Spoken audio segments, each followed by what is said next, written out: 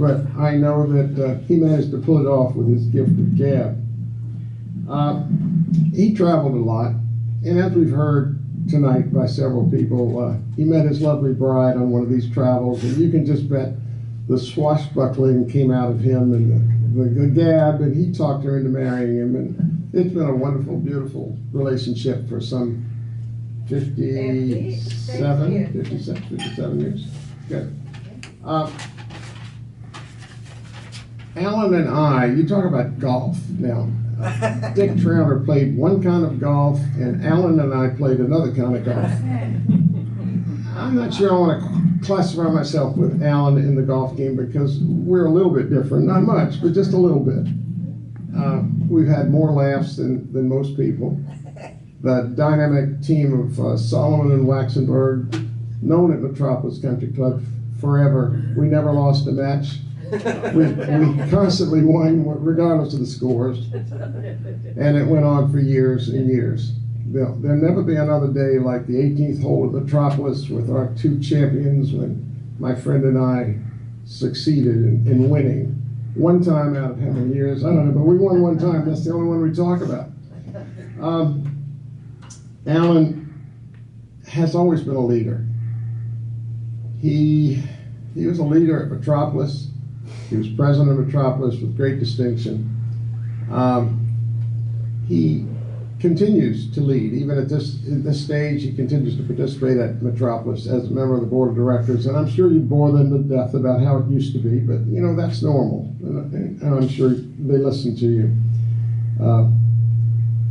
I think I'd go back to a few years back, like 12 years ago, I think you retired.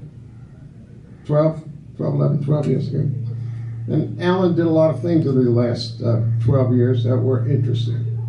Yes, he traveled a great deal with the Tonebacks, and with their traveling, they gave us a lot of guides to use, and Susan and I, over the last few years, have used their guides in Greece and Germany and France.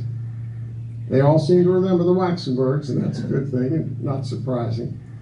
But we've enjoyed visiting countries that they visited and seeing some of the guides.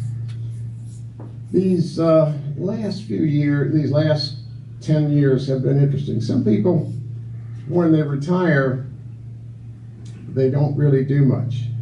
And that's not really Alan. He's always involved.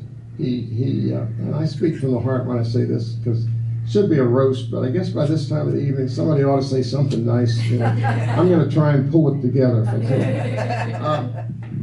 He did his painting, and we got the cows to prove it. He marched down Fifth Avenue in the Thanksgiving Day parade with the Good Housekeeping, and I have the golf balls to prove that. He's done so much in the last few years, but I'm particularly proud of what he's done the last 4 or 5 years. One day we were having one of our famous lunches, and he says, "What do you think about me going to the emergency room?" I said, "What's the matter with you?" He said, "Oh no, nothing's the matter with me. I want to go to the emergency room. I'm going to be a patient advocate." And we had a lot of conversations about that. And